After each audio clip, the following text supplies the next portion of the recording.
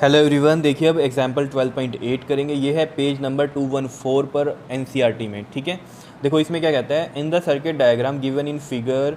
देखो ये जो बुक में जो फिगर है वो है नंबर 12.10 और वो पेज नंबर 213 पे दिया हुआ है, तो वहाँ पर वो फिगर दिया हुआ है, क्वेश्चन के साथ ये फिगर नहीं दिया हुआ। ठीक है, तो देख लेना 12.10 फिगर है और पेज नंबर 213 पे मिलेगा आपको। ठीक है, कहते हैं suppose the registers R1 R2 and R3 have the values 5 ohm 10 ohm 30 ohm respectively. देखो जैसे ये आपके पास डायग्राम है, R1 कितना है इसमें 5 ओम है, R2 कितना है 10 ओम है और R3 कितना है 30 ओम है। ठीक है, ये चीज़ हमने ऐसे लिख ली। कहते हैं which have been connected to a battery of 12 volt, यानी कि 12 वोल्ट की बैटरी लगी हुई है यहाँ पर। Calculate the current through the each resistor.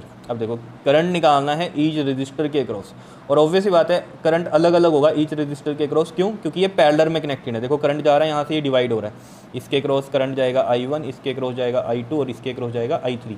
तो डिवाइड हो रहा है करंट, और वैसे भी हमें इसके कनेक्शन से भी पता चल रहा था कि ये कैसे हैं, पैरेलल में है। ठीक है, और नहीं तो मैंने आपको कहानी बताई है कि करंट अगर सेम होता है तो सीरीज होती है, करंट अगर डिवाइड होता है तो पैरेलल होते हैं। तो यहाँ डिवाइड हो रहे हैं तो ये पैरेलल में है। ठीक है, तो ईच रजिस्टर के थ्रू हमें निकालना है, और करंट हमें पता है पैरेलल में डिवाइड होते हैं तो अलग अलग ही होंगे। तो देखो कैसे निकाल लेंगे हम इसमें करंट। देखो आई का फॉर्मूला हमें पता है, आई इजकल टू में क्या होता है V/R।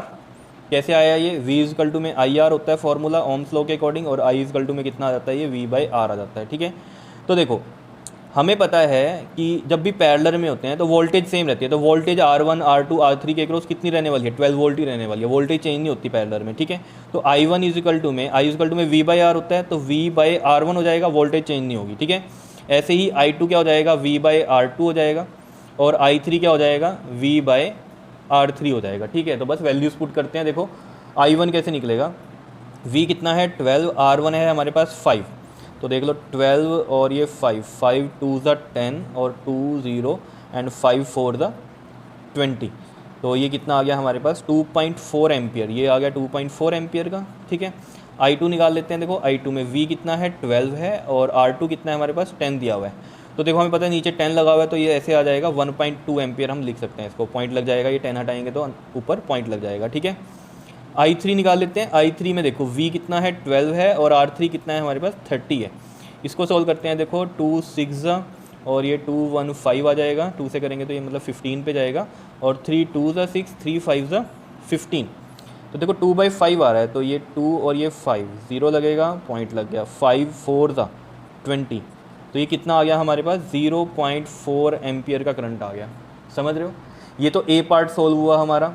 ठीक है, ये आ गया हमारे पास, इसमें इधर से ये आ गया I2 और ये वाला I3 आ गया। ठीक है, क्लियर है इतनी बात।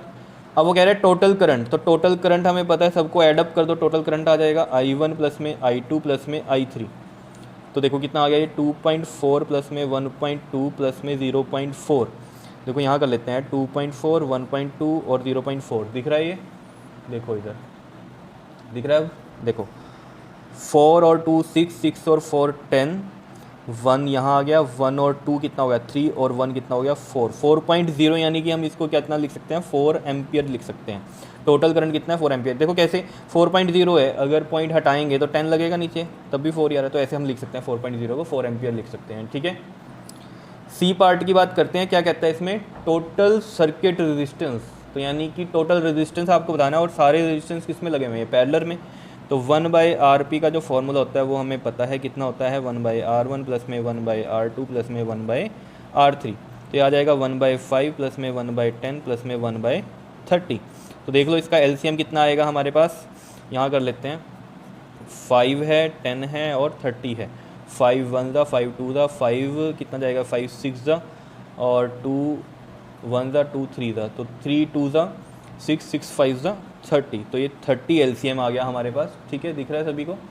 और देखो ये कितना आता है, आपको LCM लेकर सॉल्व करना तो आता ही है। 5 6 30 प्लस 10 3 30 और ये 1 कितना आ गया है हमारे पास 10/30, दैट इज़ 1/3। ठीक है, और ये 1/RP की वैल्यू आई है, तो यहाँ से RP कितना आ जाएगा, चेंज हो जाएंगे ना, ये इनके रेसिप्रोकल क्या हो जाएंगे, ये RP और ये भी रिवर्स होगा, तो ये कितना आ जाएगा 3। तो टोटल रेजिस्टेंस कितना आ गया हमारे पास 3 ओम का आ गया है। टोटल करंट हमारे पास 4 एम्पियर का आ गया, और इंडिविजुअल करंट भी हमें पता चल गए हैं। ठीक है, तो ये सॉल्व हो गया क्वेश्चन।